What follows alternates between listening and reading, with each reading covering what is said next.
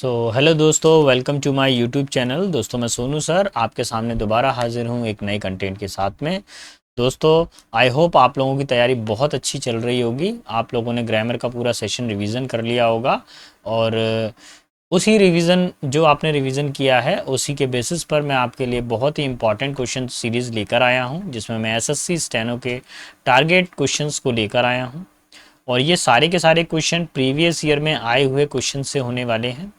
Exam date थोड़ा देखेंगे, 10/12/2024 date को जो एग्ज़ाम हुआ था उसके क्वेश्चंस लेकर आया हूँ इस सीरीज़ के अंदर। बच्चे बोल रहे थे कि सर एक दिन में 2 वीडियो अपलोड करो, यानी कि वो ये चाहते हैं कि एक दिन में करीब वो 50 क्वेश्चन सॉल्व करना चाहते हैं। एक पहले जब वीडियो सीरीज़ में अपलोड करता था तो 25 क्वेश्चन की ही करता था, लेकिन अब जो वीडियो सीरीज़ में करूँगा उस सीरीज़ के अंदर आपको पर डे 50 क्वेश्चंस मिलने वाले हैं। कितने मिलने वाले हैं?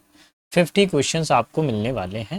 यानी कि आज मैं सिस्टम आज जो स्टार्ट होगा 1 से लेकर 50 तक होने वाला है। तो चलिए बिना समय गवाए हम अपने वीडियो को शुरू करते हैं। ये रहा question number 1। Part of sentences are given below the jumbled order, arrange the part of the correct sentence. देखिए जो सेंटेंस दिया गया है वो जम्बल्ड ऑर्डर में है और इसको प्रॉपरली आपको अरेंज करना है। तो मैं आपको एक ज़रूरी चीज़ बता दूं कि कभी भी किसी सेंटेंस की जब शुरुआत करें, आप एग्ज़ाम के अंदर एक चीज़ का ध्यान रखें कि सेंटेंस की शुरुआत में हमेशा पहले नाउन आता है फिर प्रोनाउन आता है। अचानक से विच से किसी सेंटेंस की शुरुआत हो सकती है क्या? नहीं हो सकती, तो बी वाला तो कैंसिल हो ही गया। अब हमारे पास में ये देखना है कि सेंटेंस की शुरुआत में सी ही है। Many successful people believe that. अच्छा, दैट के बाद में ध्यान रखिए हमेशा एक सब्जेक्ट आएगा। क्या आएगा?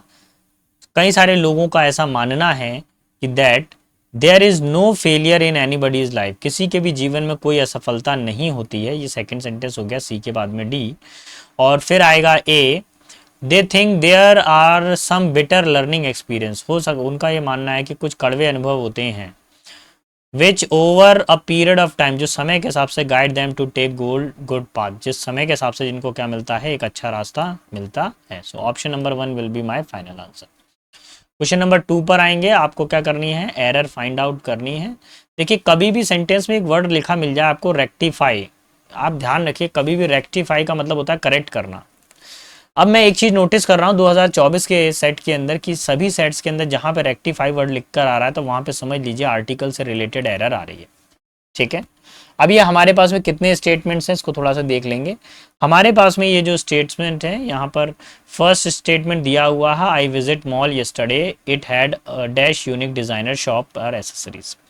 तो जब भी कभी ऐसी कंडीशन आए तो सीधा आप क्या करिए, आर्टिकल वाले ही बेसिस क्वेश्चंस पे सॉल्व करेंगे इसको। आइस अगर आ से लेके अंघा तक आता है तो आप एन का यूज करते हैं, वहीं का से लेके ज्ञा तक आता है तो आप ए का यूज करते हैं। तो शुरू हो जाएंगे। मॉल से पहले ए आ रहा है, ए आ रहा है, ए आ रहा है, ठीक है। मॉल से पहले यहाँ पे ए नहीं आ रहा तो फोर्थ वाला कैंसिल। आगे और देखिए आर्टिकल का यूज। यूनिक में किसकी आवाज आ रही है? या की आवाज आ रही है, यानी का से लेके ज्ञा तक आ रहा है तो आपको ए का यूज करना चाहिए। यहाँ पे एन आ रहा है तो ये फर्स्ट वाला भी गलत हो गया। सेकंड वाले में यूनिक से पहले उन्होंने कोई आर्टिकल नहीं लगाया जबकि आना चाहिए, तो यहाँ पर फाइनल आंसर होगा ऑप्शन नंबर 3। मॉल के आगे भी ए आर्टिकल आएगा और यूनिक के आगे भी ए आर्टिकल आएगा। हमारा फाइनल आंसर होता है ऑप्शन नंबर 3। क्वेश्चन नंबर 3 पर आ जाते हैं। थर्ड क्या कह रहा है?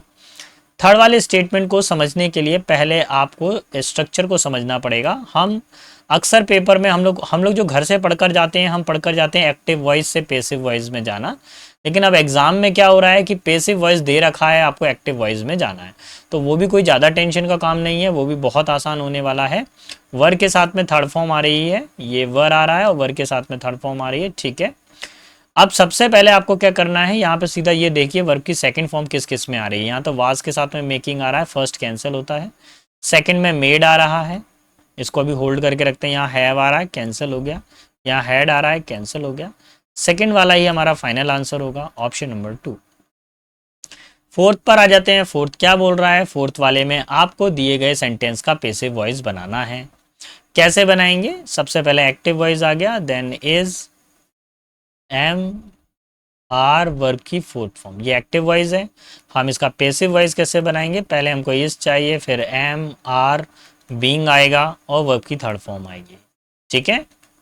तो इनको नोट करते जाइएगा, ये लास्ट टाइम पे बहुत काम आने वाले हैं। यहाँ पे इज आ रहा है, फोर्थ फॉर्म आ रही है, बस मेरे को ढूंढना है बीइंग किस में लगा हुआ है। यहाँ बीन लगा हुआ है फर्स्ट वाले में, कैंसिल। यहाँ बीन लगा हुआ है, कैंसिल। यहाँ पे वाज के साथ में बीइंग लगा हुआ है, कैंसिल। मुझे चाहिए इज एम आर के साथ में being, is am are being third form. तो option number 4 will be my final answer. Clear. Question number 5 पर आते हैं। 5 में आपको क्या करना है, 5 में आपको एंटोनिम बताना है। एक बार मैं चेक कर लेता हूँ मेरी आवाज़ ठीक आ रही है कि नहीं आ रही है। थोड़ा सा मेरे को इशू लग रहा है मेरी आवाज़ में। यहाँ पर सब कुछ ओके है, ठीक है। चले, तो यहाँ तक तो सब कुछ ठीक ठाक है जी। क्वेश्चन नंबर 5 से हम करने वाले हैं। एंडलेस का मतलब क्या होता है, जिसका अंत नहीं हो, एटर्नल हो, जो अमर हो, जिसका कभी अंत नहीं होगा। लिमिटलेस, लिमिट का मतलब क्या होता है, कोई चीज़ लिमिटेड मात्रा में है, उतनी सीमित मात्रा में है।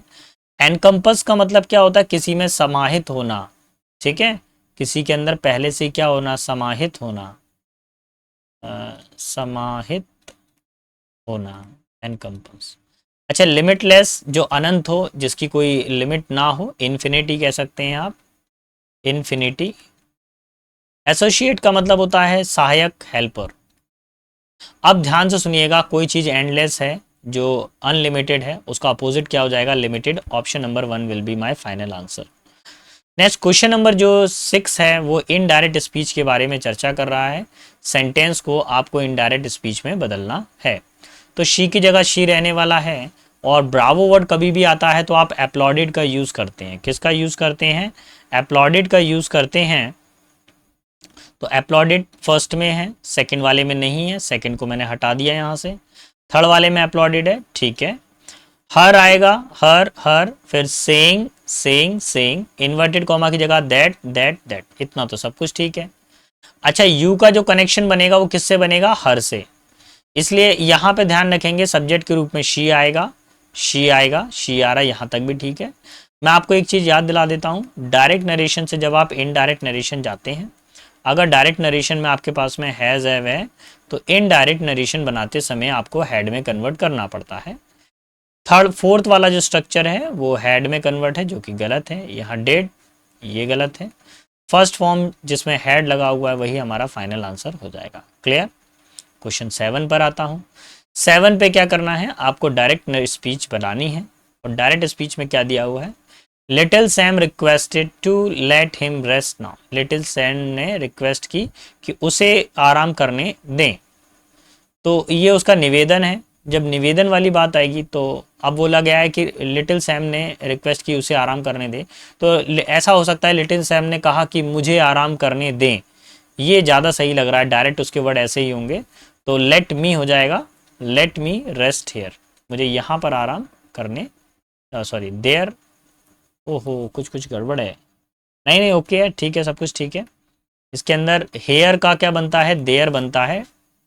तो अभी हमारे पास में इनडायरेक्ट स्पीच में देयर दिया हुआ था, हम डायरेक्ट बना रहे थे, तो here. Final answer option number 4 ही सही रहेगा। क्वेश्चन नंबर जो 8 है वो क्या बता रहा है, समझेंगे ध्यान से। मैं आपको एक बार फिर से याद दिलाऊं, आप एग्जाम के अंदर जब एरर समझ में नहीं आए ना, तो प्लीज़ एक बार आर्टिकल चैप्टर का ज़रूर ध्यान रखिए। वो आर्टिकल चैप्टर में से आपको कंटिन्यू एरर देखने को मिलती है।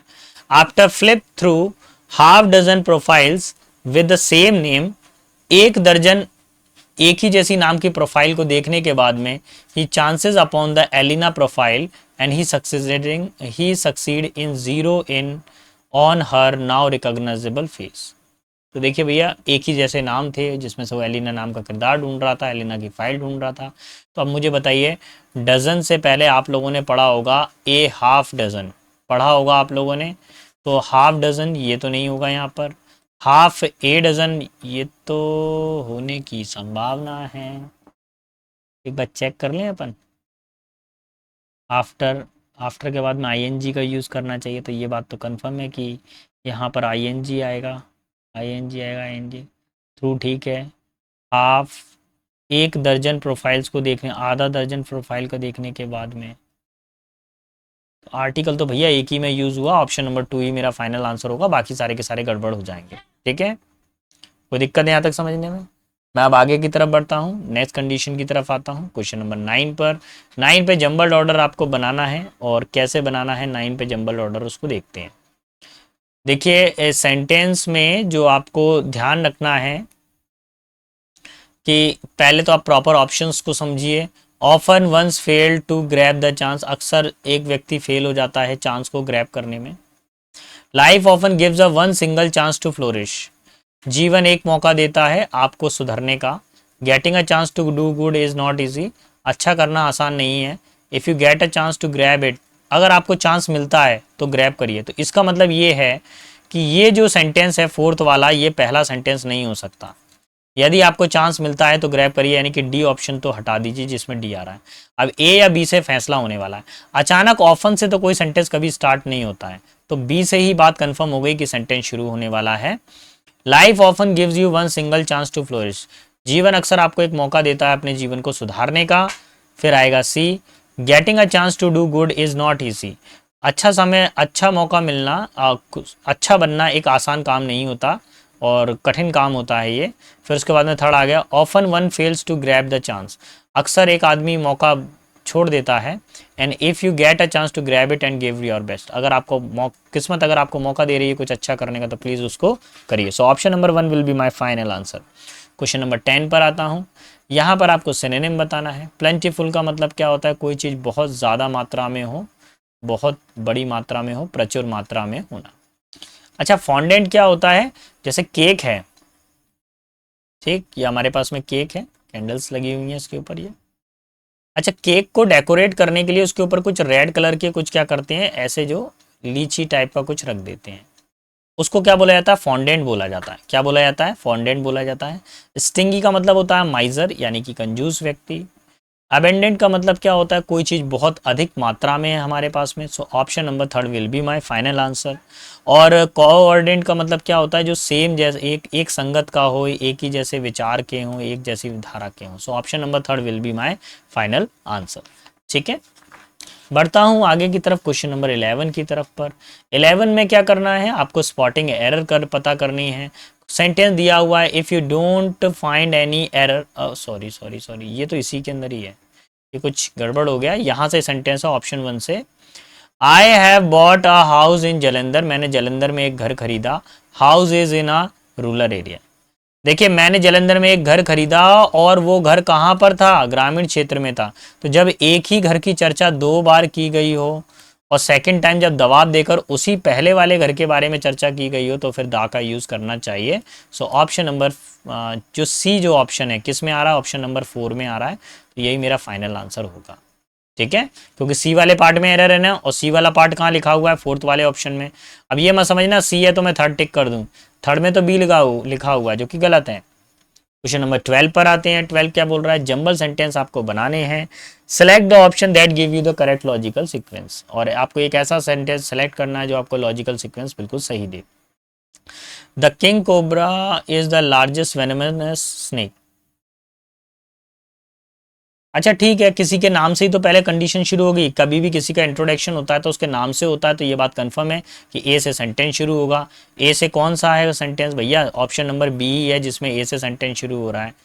तो देख लेते हैं। The king cobra is the world, king cobra क्या है? दुनिया का सबसे ज्यादा जहरीला वेनमस स्नेक, सबसे ज्यादा जहरीला सांप है। Even the baby king cobra is 1.5 foot long when born, जब छोटा जो किंग कोबरा जन्म लेता है तो वो 1.5 फुट लॉन्ग यानी 1.5 फुट लंबा होता है वो। ठीक है, तो ऑप्शन नंबर 2 फिर C. It is mostly found in the part of Africa, Africa के कुछ हिस्सों में पाए जाते हैं ज़्यादातर। The cobra is the only snake build a nest, cobra ही केवल एक ऐसा सांप है जो अपना घोंसला बनाता है। सो option number 2 will be my final answer. ठीक है, 13 पर आते हैं। 13 क्या बोल रहा है? 13 में बोला गया है his friend disagreed dash him on that point, उसके जो फ्रेंड थे वो इस मुद्दे पर उससे क्या असहमत हैं।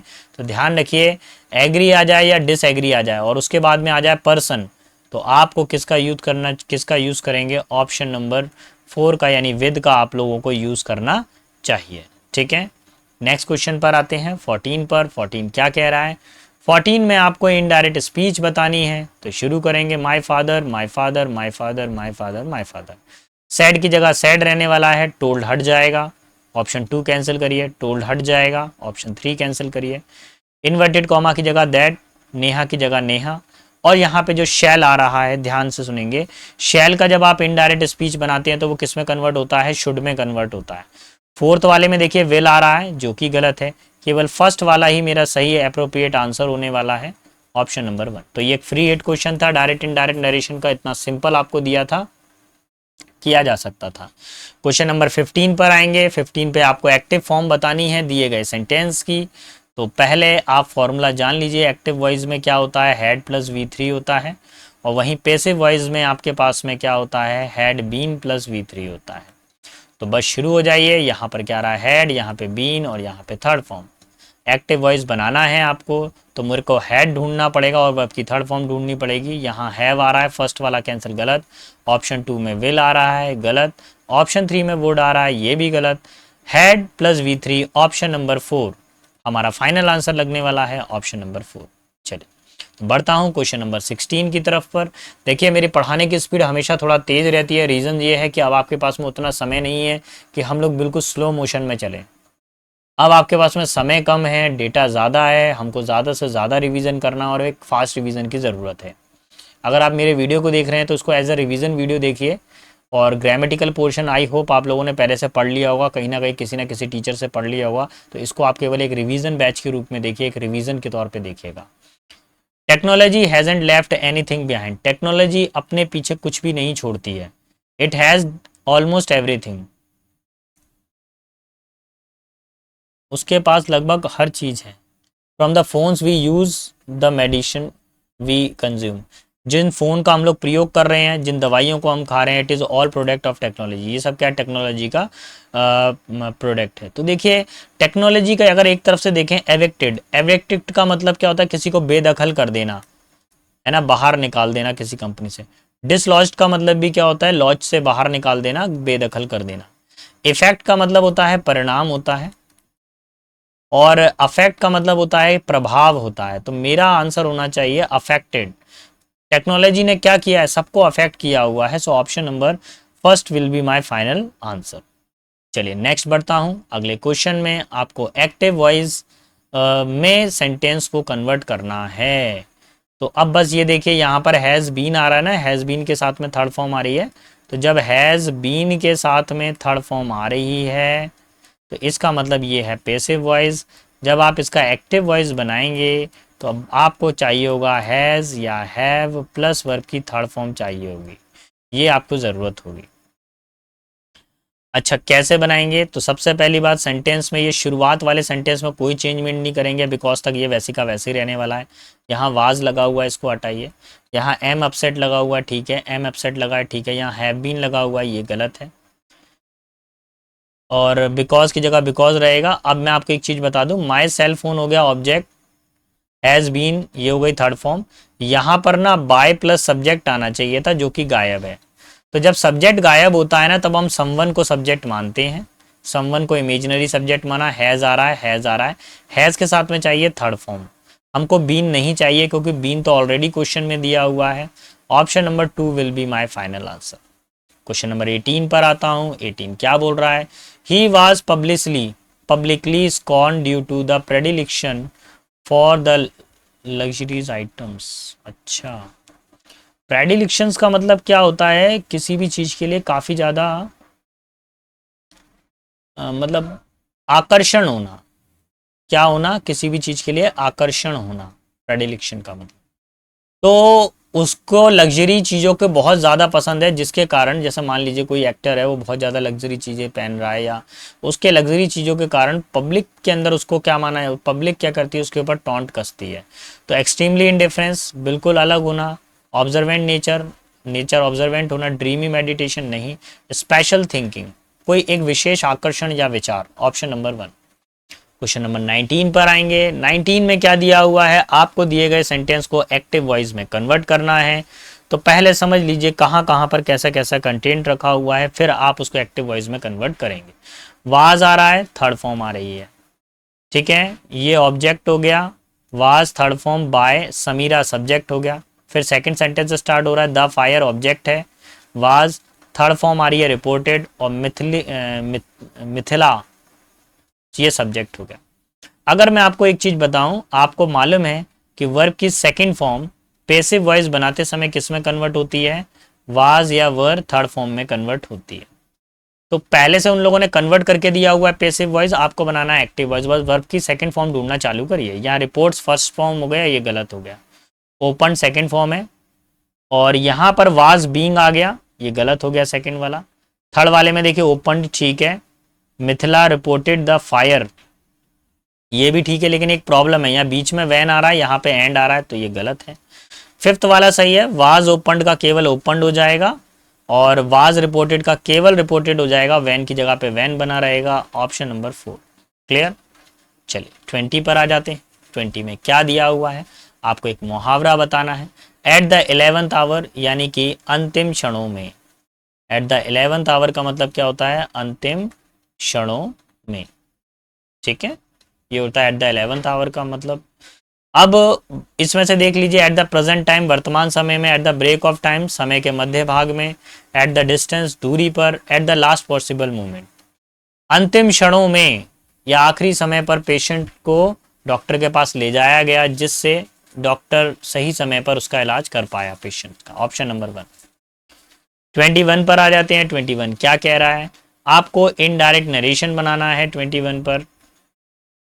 अब इनडायरेक्ट नरेशन बनाने के लिए आपको कुछ चीजों को पहले समझना पड़ेगा। देखिए वांट वर्ड जो दिया हुआ है उसको वैसी का वैसे ही रहने देंगे, वो अपनी जगह पे बना रहेगा। टोल्ड वर्ड को हटा देंगे, यहाँ से इंस्ट्रक्टेड को भी हटा देंगे। इन्वर्टेड कॉमा अप्लाई किया जाएगा डायरेक्ट नरेशन के लिए। नॉट टू हमेशा किस में बदलता है, डू नॉट में बदलता है, डू नॉट में बदलता है। अच्छा, डू नॉट के तुरंत बाद में आ रही है वर्ब, यहाँ पे आ रहा है सब्जेक्ट, यहाँ पे आ रही है वर्ब। तो डू नॉट के तुरंत बाद में कभी भी सब्जेक्ट नहीं आता, एक हेल्पिंग वर्ब आती है, या सॉरी एक मेन वर्ब आती है उसके बाद में। ऑप्शन नंबर 3 मेरा सही आंसर होना चाहिए, ठीक है। बढ़ता हूं आगे की तरफ। देखो बेटा, अगर आपको मेरा पढ़ाना पसंद आ रहा है तो प्लीज़ चैनल को लाइक शेयर सब्सक्राइब करना ना भूलिएगा। मेरी स्पीड हमेशा से तेज रहेगी पढ़ाने की, ये आपके लिए एक स्पीड और फर्राटा बैच है। What do you think, what do you like to do on your free days, खाली दिनों में आप क्या करना पसंद करते हैं, other than to watching movie. अरे टू के साथ में वॉचिंग, ये कैसा कॉम्बिनेशन है भैया। To do, what you like to do,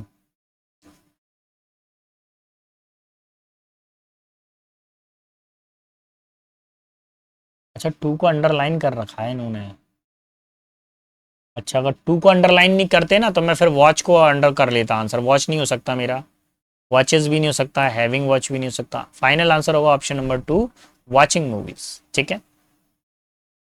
next है रिमोट। रिमोट का मतलब क्या होता है, कोई चीज़ हमसे दूर रखी हुई है, डिस्टेंस में रखी हुई है, हमको इसका क्या बताना है, सिनोनिम बताना है। अलूफ मतलब होता है किसी चीज़ को अलग कर देना, किसी को ग्रुप से अलग कर देना। रिमोर्स का मतलब होता है पछताना, तो रिपेंट हो सकता है, रिपेंट, रिग्रेट, रिमोर्स। सोशेबल ऐसा व्यक्ति जो समाज में घुलता मिलता हो, है ना, उसको क्या बोलते हैं, सोशेबल। इसको बोल सकते हैं ग्रिगेरियस, जो मतलब ग्रुप में रहता हो, ग्रिगेरियस। रैश का मतलब क्या होता है, रैश का मतलब कोई क्या होता है, जल्दबाजी में कोई काम करता हो, हरी या हैस्ट, ये सब जल्दबाजी के लिए वर्ड आते हैं। तो अभी क्या किया है, कोई चीज़ डिस्टेंस पे रखी हुई है यानी कि दूर रखी हुई है, उसको हमने क्या कर दिया है, उस चीज़ को हमने अलग करके दूर रख दिया है। सो option number 1 will be my final answer, ठीक है भाई। आगे आपसे पूछा गया है कि आपको एक्टिव वॉइस बनाना है, तो मैं एक बार फिर से स्ट्रक्चर बनाऊंगा। जब वर्ब की फर्स्ट फॉर्म आ जाए या फिफ्थ फॉर्म आ जाए, तो पैसिव वॉइस बनाते समय आपको इज, एम, आर और थर्ड फॉर्म का यूज़ करना चाहिए। तो यहाँ पर इज, एम, आर और ये थर्ड फॉर्म दी हुई है। बाय के बाद में आएगा, यहाँ पर ये पूरा का पूरा एज ए सब्जेक्ट काम करेगा, जॉइंडाइज ऑब्जेक्ट का काम करेगा। तो पहली बात ड्रिंकिंग, कंटेमिनेटेड वाटर, ये तीनों में बिल्कुल सही है, यहाँ तक सब कुछ सही है। अब इसके बाद में चाहिए मेरे को फर्स्ट फॉर्म। यहाँ सेकंड फॉर्म आ रही है जो कि गलत है, यहाँ कैन आ रहा है जो कि गलत है, यहाँ हैज़ आ रहा है जो कि गलत है, यहाँ फर्स्ट फॉर्म आ रही है जिसमें एस या एस लगाने पर उसको फिफ्थ फॉर्म माना जाता है। Option number 4 will be my final answer. Question 25 पर आ रहे हैं। मैं फिर से कहूँगा, जैसे कहीं पर रेक्टिफाई वर्ड दिख जाए तो मान लीजिए कि वो आर्टिकल चैप्टर में ही पूछा जा रहा है। ठीक है, हालांकि ऐसा कहीं पे लिखा नहीं है, लेकिन अभी तक मैं ऑब्जर्वेशन यही कर रहा हूँ कि अगर रेक्टिफाई वर्ड मिल जाता है तो आपका आंसर क्या हो जाता है, आर्टिकल बेस हो जाता है। आर्टिकल चैप्टर का एक क्विक रिवीजन करेंगे हम लोग। आ से लेकर अगर अंगा तक आता है तो आप एन का यूज़ करते हैं, और का से लेकर ज्ञा तक आता है तो आप ए का यूज़ करते हैं। ठीक है, तो शुरू हो जाएंगे। इसमें से कौन सा वाला आप टिक लगाने वाले हैं, चारों सेंटेंस को पढ़ेंगे। I want my son to be pharmacist. Pharmacist एक नाउन है तो इससे पहले एक आर्टिकल आना चाहिए, तो ये तो कैंसिल हो गया। यहाँ पर एक आर्टिकल आ रहा है ए, ठीक है, यहाँ पर भी आर्टिकल आ रहा है, ठीक है, यहाँ पर भी आ रहा है आर्टिकल, ठीक है। And my husband, my husband, my husband wants wants wants him him him to be to be to be. Engineer, अच्छा ये तो कैंसिल ही हो गया। इंजीनियर में ए की आवाज़ आ रही है तो किसका यूज़ होना चाहिए, एन का, तो यहाँ पे एन का यूज़ हो रहा है, यहाँ पे ए का यूज़ हो रहा है, तो थर्ड वाला भी कैंसिल हो गया। कौन सा रह गया हमारे पास में, सेकंड और फोर्थ रह गया। तो यहाँ पर इंजीनियर में ये सही है, यहाँ पर भी इंजीनियर में ये सही है। And his wishes to be an architect. Architect में आ की आवाज़ आ रही है तो यहाँ पे ये सही है, यहाँ पे आर्किटेक्ट में आ की आवाज़ आ रही है और यहाँ पे ए का यूज़ किया गया है जो कि गलत है। Final answer option number 2। Clear. Let's see question number 26। 26 क्या कह रहा है इसको जानते हैं। 26 में है ऑल आई एंड ईयर। इसका मतलब क्या होता है, वॉचफुल, यानी सजग होना, बिल्कुल अलर्ट होना। ठीक है, तो ईडियम पूछा गया यहाँ पर। टू बी हेल्पफुल, मददगार होना। टू रेस्टलेस, कोई आराम ना करना। अटेंटिव, यही फाइनल आंसर होगा, ऑप्शन नंबर 3। मिस्टेकन, गलती। क्वेश्चन नंबर मैं 27 पर आऊंगा। 27 में क्या दिया हुआ है, 27 में स्पॉटिंग एरर दी हुई है। This smartphone is superior. अरे भैया कितनी बार बताएं, सुपीरियर, जूनियर, सीनियर, डिग्री वाला चैप्टर पढ़ के जाना बहुत ध्यान से बेटा। उसका एक क्वेश्चन आ ही रहा है, हर सेट के अंदर आ रहा है, जिसमें IOR लगा होता है। Junior, senior, prior, inferior, posterior, anterior, उनके साथ में हमेशा TO2 का यूज़ करना चाहिए, देन का यूज़ नहीं करना चाहिए। और मेरा आंसर लगने वाला है option number 4। Clear.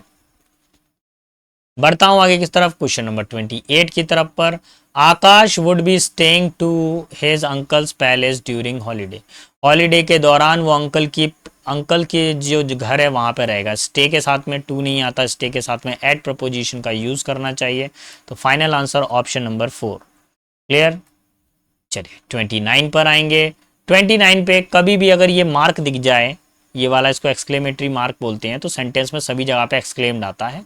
She exclaimed with Joy, ये यहाँ तक ठीक है। दैट तक भी ठीक है। द रेन भी ठीक है।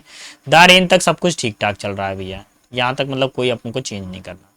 अब चीज़ों के अंदर कुछ परिवर्तन आना चालू होगा।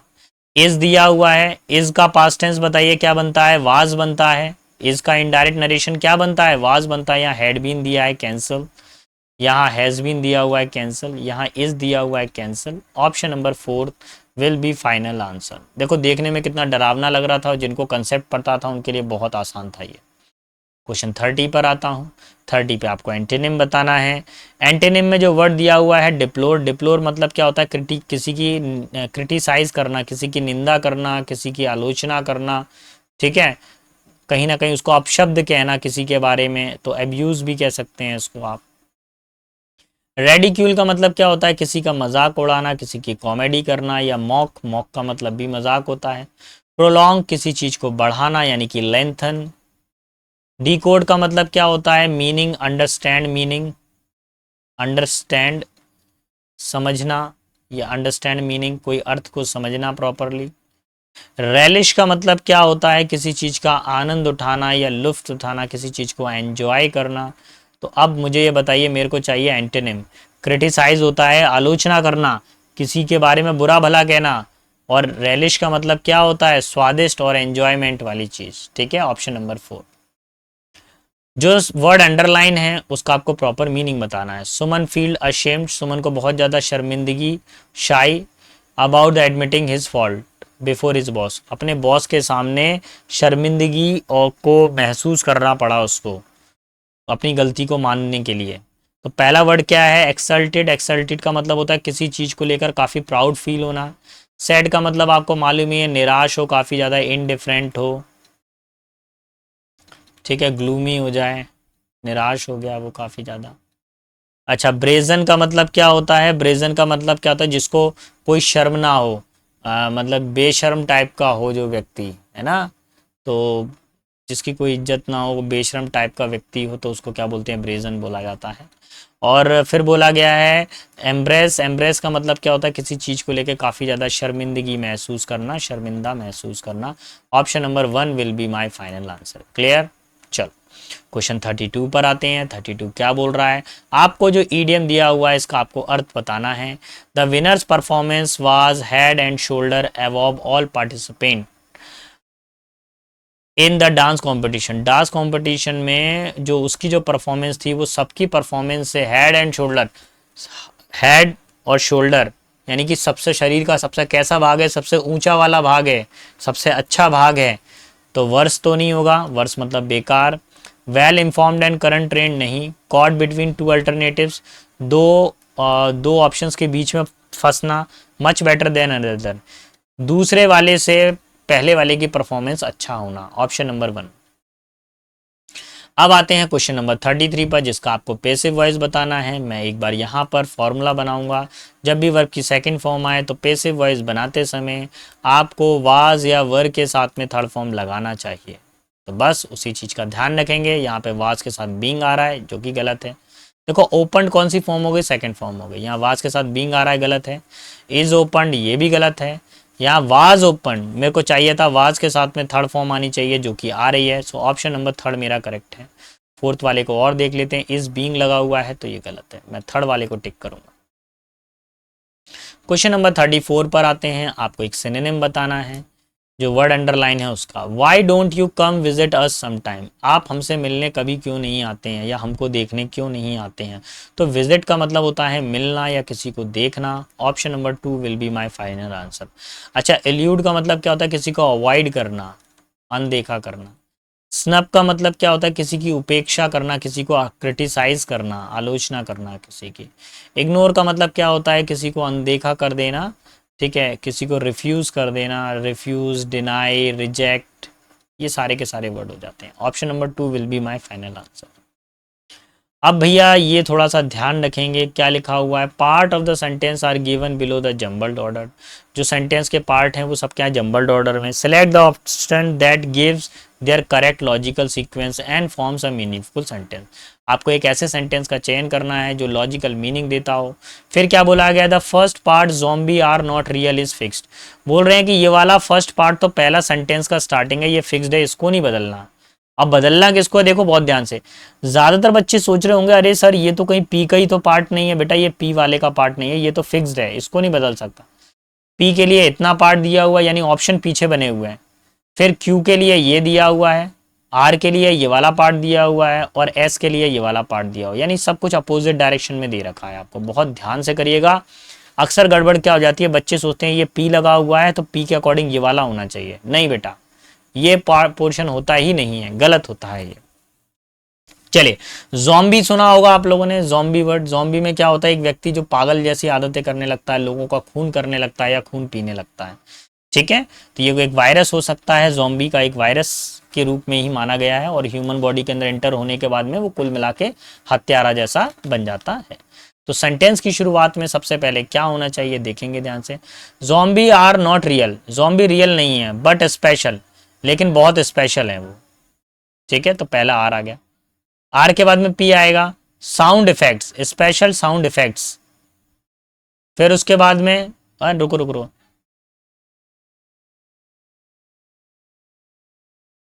Sound effects and visuals make it believable.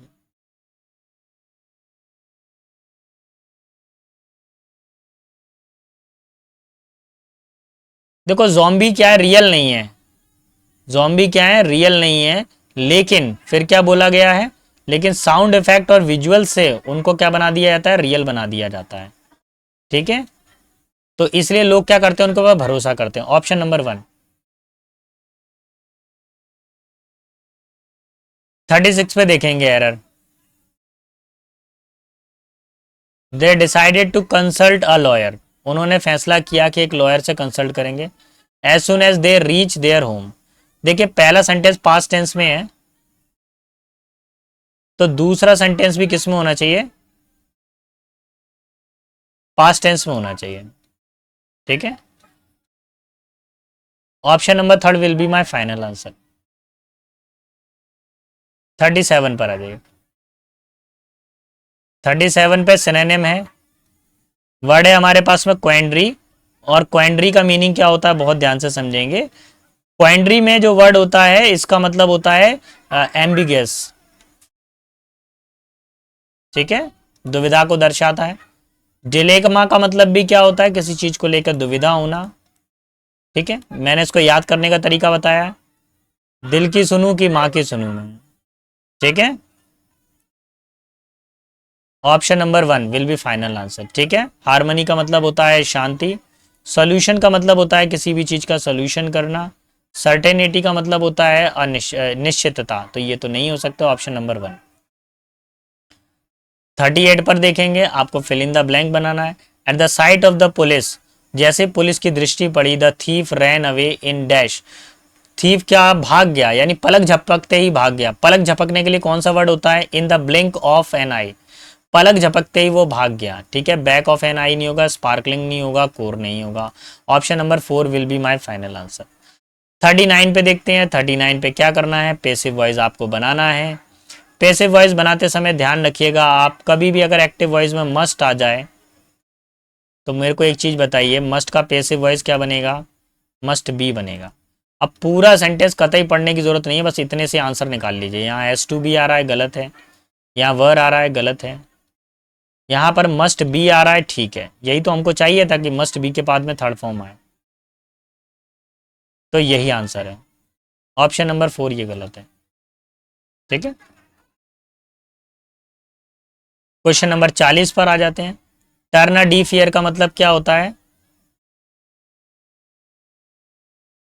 अनसुनी देना, यानी क्या करना, किसी को बेइज्जती करना, किसी का असम्मान करना।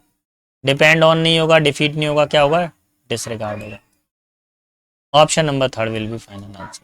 ठीक है, चलिए बढ़ते हैं। चलिए तो अब हम देखते हैं क्वेश्चन नंबर 41 को। 41 में क्या दिया हुआ है, the first part of are is fixed, यानी पहला वाला जो पार्ट है ये फिक्स्ड है, इसको मैं चेंज नहीं कर सकता हूं। नीचे चार स्टेटमेंट दिए गए हैं, इन चारों को मेरे को अप एंड डाउन करके शफल करके देखना है कि कौन सा वाला मेरा सही होने वाला है। अक्सर मैंने ये चीज़ देखी है कि अगर कहीं पर रिपीटेटिव ऑप्शन मिल जाए तो उनमें से ही कोई एक आंसर होता है, तो मैं कोशिश करता हूं कि उसी में से ही मैं लॉजिक बनाने की कोशिश करूं मैं। इससे मेरा समय भी बचता है और मैं जल्दी से जल्दी आंसर भी कर पाता हूं। तो देखिए, मैंने मान लिया कि ए फर्स्ट सेंटेंस है, अवेलेबल अबाउट द एंड्रोक्राइन। देखिए पहले क्या बोल रहा है कि the knowledge so far available, बोला गया है जो नॉलेज अब तक अवेलेबल है किसके बारे में, endocrine gland is very limited. Endocrine gland के बारे में अभी तक जो नॉलेज है वो बहुत ही ज्यादा लिमिटेड है। ठीक है, फिर उसके बाद में अगला जो पार्ट लिया है हम लोगों ने, क्या हो सकता है, ये तो ले लिया, बी क्या हो सकता है, hormones are the body chemical messengers. अचानक से हार्मोन्स, देखिए ग्लैंड्स के बारे में बोला गया, क्या बोला गया, ग्लैंड। फिर बोला गया दोबारा से देखिए द ग्लैंड, इसका मतलब जब पहले किसी एक नाउन की चर्चा हो जाती है, जब उसको दोबारा से चर्चा करते हैं तो उससे पहले द आता है, तो इसका मतलब ए के बाद में सी होना चाहिए। These are the gland that makes all hormones, ये वही सब ग्लैंड्स होते हैं जो हार्मोन्स को क्या करते हैं, hormones make all the hormones. फिर आएगा hormones are the body chemical messenger. Hormone क्या होते हैं, हमारे बॉडी केमिकल मैसेंजर्स होते हैं, हमारी बॉडी के अंदर सप्लाई होते हैं ये हार्मोन्स। और उसके बाद में option number D, they influence almost every cell, और हर सेल को, हर फंक्शन को, बॉडी को इन्फ्लुएंस करते हैं। So option number third will be my final answer. ठीक है, कौन सा होना चाहिए, ऑप्शन नंबर थर्ड।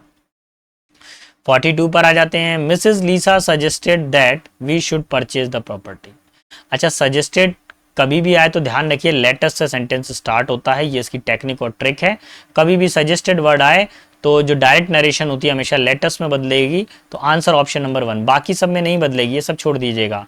प्लीज जब आता है तो रिक्वेस्टेड का मैटर होता है, ऑप्शन नंबर वन। 43 पर आइए, 43 पर आपको एंटोनिम बताना है। Deepesh loves to answer his boss question. Deepesh को अपने बॉस के क्वेश्चंस को जवाब करना बहुत पसंद है, इन टैक्टफुल वे। टैक्टफुल का मतलब क्या होता है, चालाकी से, चालाकी से। और मतलब ऐसा आंसर देना कि जो बिल्कुल सही हो और चालाक अच्छा आंसर हो। तो अफोर्डेबल का मतलब क्या होता है, कोई चीज़ काफ़ी ज़्यादा किफ़ायती होती है, ठीक है, किफ़ायती दामों पर अफोर्डेबल कॉस्ट। हम्बल का मतलब आप सभी को मालूम है कि कोई व्यक्ति पोलाइट हो, विनम्र हो। एम्बिगियस का मतलब होता है दुविधा। मैं बार बार बोल रहा हूँ कि इस वाले वर्ड को तैयार कर लीजिए, ये आपके एग्जाम में बार बार आ रहा है। डिलेमा, डिलेमा, डिलेमा, यानी मैं दिल की सुनूं कि माँ की सुनूं, मैं दुविधा में हूँ, डिलेमा। अनडिप्लोमेटिक, डिप्लोमेटिक का मतलब होता है राजनीतिक, और अनडिप्लोमेटिक का मतलब होता है अराजनयिक, जिसमें कोई राजनीति ना हो, अराजनीतिक। तो अब मुझे बताइए राजनीतिक। टैक्टफुल का मतलब चालाकी भरा है, और अनडिप्लोमेटिक, डिप्लोमेटिक होता तो चालाकी भरा होता, अनडिप्लोमेटिक का मतलब क्या है, उसमें चालाकी नहीं है, सीधापन है। सो option number 4 will be my final answer. 44 पर आते हैं। 44 में क्या दिया हुआ है, आपको दिए गए सेंटेंस को इनडायरेक्ट स्पीच में कन्वर्ट करना है। तो सबसे पहले द ओल्ड मैन, ये हमारे पास सब्जेक्ट है। सैड टू कभी भी आएगा तो टोल्ड में बदलेगा, टोल्ड, टोल्ड। यहाँ सैड आ रहा है जो कि गलत है, यहाँ टोल्ड ठीक है। इज ग्रैंडसन, यहाँ पे ग्रैंडसन, यहाँ ग्रैंडसन, ठीक है। इन्वर्टेड कॉमा को हमेशा किस में बदला जाता है, दैट में बदला जाता है, टू में नहीं बदला जाता, तो सेकंड वाला भी कैंसिल होता है। यहाँ दैट में आ रहा है, ठीक है। अब देखिए विल, विल का पास्ट टेंस क्या बनता है, वुड बनता है। फर्स्ट वाले में टॉट दिया हुआ है, ये गलत है। फोर्थ वाला ऑप्शन ही मेरा बिल्कुल एप्रोप्रिएट आंसर है। देखिए अगर आपने नरेशंस के रूल पढ़े हुए हैं तो ये आपके लिए पसंदीदा चैप्टर बन जाता है। अगर आपने एक्टिव पैसिव वॉइस पढ़ा हुआ है तो वो आपका सबसे फेवरेट चैप्टर बन जाता है। आपको मालूम है कि 10 वॉइस आएंगे और 10 नरेशन आएंगे, ठीक है। चलिए अब आते हैं हम लोग एक्टिव वॉइस पे जाने वाले हैं, और ये कैसे बनेगा वो देखते हैं। How was it written by Pragya, ये कैसे प्रज्ञा के द्वारा लिखा गया था। अब मैं आपको एक चीज बता दूं, आपको जो दिया गया है वो पैसिव वॉइस दी गई है, और एक्टिव वॉइस में मैं आपको बता दूं वर्ब की सेकंड फॉर्म आती है या फिर डिड आता है। और पैसिव वॉइस बनाते समय आपको किसका यूज करना पड़ता है, वाज या वर प्लस वर्ब की थर्ड फॉर्म। तो मैं आपको बता दूं जानकारी के लिए, यहाँ वाज लगा हुआ है, यहाँ वर्ब की थर्ड फॉर्म लगी हुई है, पैसिव वॉइस है। मुझे सिर्फ या तो सेकंड फॉर्म ढूंढनी है या डिड ढूंढना है। फोर्थ वाले में विल आ रहा है, कैंसिल करिए। यहाँ डज आ रहा है, कैंसिल करिए। सेकंड वाले में डिड आ रहा है, ठीक है, होल्ड करते हैं। यहाँ फर्स्ट वाले में हैज आ रहा है जो कि गलत है। Option number 2 will be my final answer. Clear. Question 46 पर आते हैं। 46 क्या बोल रहा है, आपको पैसिव वॉइस बनाना है। ध्यान रखिए एक्टिव वॉइस में जब वर्ब की फर्स्ट फॉर्म या फिफ्थ फॉर्म हो तो पैसिव वॉइस बनाते समय आप इज, एम, आर और थर्ड फॉर्म का यूज करेंगे, ठीक है। यहाँ पर हेल्प्स जो है फर्स्ट फॉर्म है, आपको इज एम आर के साथ में थर्ड फॉर्म चाहिए। यहाँ इज बीइंग दिया हुआ है, गलत है।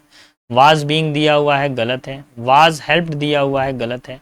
इज एम आर के साथ में थर्ड फॉर्म दी गई है, बिल्कुल करेक्ट है ऑप्शन नंबर 1, ठीक है। क्वेश्चन नंबर 47, संचित हैज बीन रेड सिंस। अरे भैया हैज बीन और सिंस लगा हुआ है तो रीड आएगा कि रीडिंग आएगा, अरे रीडिंग आएगा। प्रेजेंट परफेक्ट कंटिन्यूअस टेंस, ये तो बहुत फ्री हिट क्वेश्चन आ गया भैया टेंसेस का, ठीक है। कभी भी सिंस फॉर लगा होता है तो क्या करते हैं हम लोग, present perfect continuous tense, past perfect continuous tense का यूज करते हैं। 48 पर आ जाते हैं। क्या करना है आपको, देखिए he said, said said said, ठीक है। इन्वर्टेड कॉमा की जगह दैट दैट दैट, ठीक है। आई का कनेक्शन ही से है तो आई कन्वर्ट हो जाएगा ही, ये ठीक है। अच्छा कैन का क्या बनता है, कुड बनता है, तो कुड बन रहा है, कुड बन रहा है, ठीक है। यहाँ कैन बन रहा है, ये गलत हो गया। यहाँ पे कैंट बन रहा है, गलत हो गया। यानी थर्ड और फोर्थ मेरा गया, फर्स्ट और सेकंड रह गया। अटेंड, ठीक है, अटेंड, ठीक है। द मीटिंग, ठीक है। टुमारो का केस में कन्वर्ट होता है, द नेक्स्ट डे में कन्वर्ट होता है। टुमारो का यहाँ पे कन्वर्शन किया ही नहीं है, फर्स्ट वाले में, गलत है। ऑप्शन नंबर 2 ही मेरा सही आंसर है। क्वेश्चन नंबर मैं 49 पर आऊंगा। 49 पे क्या दिया हुआ है, 49 पर जो पार्ट है उसमें the initial days are not of my high school to remember, very good. अरे मेरे को लगा ये शायद स्पॉटिंग एरर है, ये स्पॉटिंग एरर नहीं है, ये PQRS वाला पार्ट है। एक बार को मेरे को भी स्पॉटिंग एरर लगा तो मैं उसमें एरर ढूंढने में लग गया मैं, तो एरर नहीं है ये, ठीक है। अच्छा ध्यान रखिए क्या बोल रहे हैं, इसमें जो पहला वाला सेंटेंस है ना इसको इन्होंने फिक्स कर दिया। देखो इसके आगे कोई ऑप्शन नहीं बनाया, इसका मतलब ये स्टार्टिंग वाला सेंटेंस है, ये फिक्स है। जो भी चेंज करने हैं PQRS में करना है, ठीक है। द इनिशियल डेज, अब किसका इनिशियल डेज होंगे, इनिशियल डेज का मतलब होता है शुरुआती दिन। तो शुरुआती दिन किसके होते हैं, मेरे स्कूल के, मेरे स्कूल के शुरुआती दिन। क्यू से सेंटेंस शुरू होगा, क्यू के बाद में आएगा P, आर नॉट, मेरे जो शुरुआती दिन थे वो ठीक नहीं थे। कैसे नहीं थे? फिर आ गया आर के बाद में आएगा S, to remember, sorry, are not very good, S मतलब ये थर्ड वाला, are not very good to remember. ठीक है, मेरे स्कूल के जो शुरुआती दिन थे वो बिल्कुल अच्छे नहीं थे। ठीक है, देखो भाई, जब मैं छोटा था, बिलीव कीजिए, मेरे बिल्कुल हिम्मत नहीं होती थी कि मैं स्कूल जाऊं। मेरे को आज भी याद है, मेरे फादर मेरे को कई बार बस स्टॉप पे छोड़कर आते थे और मैं बस निकल जाती थी, मेरा यही बहाना रहता था। लेकिन चूंकि मेरे फादर इंडियन एयरफोर्स में थे तो अक्सर साइकिल हुआ करती है। फौजी, देखिए, देश का जवान और देश का किसान, ये दो लोग हमेशा आपको साइकिल पे मिलेंगे, है ना। तो उनके पास साइकिल हुआ करती थी, वो साइकिल पे मेरे को ज़बरदस्ती बैठाल के स्कूल छोड़कर आते थे। और इवन जब मैं गेट के अंदर एंटर कर जाता था, मैं सेंट्रल स्कूल से मेरा स्टडी रहा है, केंद्रीय विद्यालय से मेरा। और जब मैं स्कूल मतलब प्रेयर में भी खड़ा हुआ हूँ, कई बार ऐसा होता था कि प्रेयर में से भी मैं बीच में से देखता था कि सब लोगों की आंखें बंद है और भाग जाता था मैं। वो सारी चीज़ें मेरे को अभी भी याद रहती हैं। तो आज एक ये कंसेप्ट था, इसको देखकर मेरे को अचानक से याद आ गया सारी चीज़ें। चलिए, तो ऑप्शन नंबर 4। चलिए, क्वेश्चन नंबर 50 पर आएंगे। और 50 क्या बोलता है? The bill was looking impatient as the useless guest who showed no sign of leaving the room. देखिए, बिल क्या है? इम्पेशेंटली का मतलब क्या होता है? मतलब बिना धीरज के, मतलब हड़बड़ी में देख रहा था। जब उसने देखा कि यूजलेस गेस्ट आ गए हैं घर पर और ये जाने का नाम ही नहीं ले रहे हैं। तो लुकिंग एक वर्ब है, वर्ब की जो क्वालिटी को बताता है उसको एडवर्ब बोलते हैं। इम्पेशेंट एक एडजेक्टिव है, इसको आपको क्या बनाना पड़ेगा? एडवर्ब बनाना पड़ेगा। मैं आपको एक बार फिर से याद दिला दूं, एडवर्ब बनाने के लिए लास्ट में ly लगता है। कौन कौन से चैप्टर में से गारंटेड क्वेश्चन आ रहा है? एक आर्टिकल में से आ रहा है, एक एडजेक्टिव में जो डिग्री वाला पार्ट है उसमें से ये पूछ ही रहे हैं क्वेश्चन, और एक एडवर्ब का। ये तीनों ए कंप्लीट कर लीजिए यानी। और वॉइस चैप्टर भी है, नरेशन भी है, ये कुछ ऐसे चैप्टर है जिनमें से क्वेश्चन रिपीट हो रहा है। ठीक है बेटा, तो आज के सेशन में मैंने 50 क्वेश्चन किए हैं। कल मैं आपको नेक्स्ट 51 से लेकर 100 तक क्वेश्चन करवाऊंगा, नेक्स्ट स्लाइड में लेकर आऊंगा। तब तक के लिए सारे बच्चों को बेस्ट ऑफ लक, अच्छे से तैयारी करें और किसी के भरोसे ना बैठें। ध्यान रखिए, आप ही वो व्यक्ति हैं जो अपनी किस्मत को बदल सकता है, कोई दूसरा आके आपकी किस्मत को बदलने वाला नहीं है। आप ही अपने भाग्य के विधाता हैं, आप ही अपने भाग्य के लेखक हैं।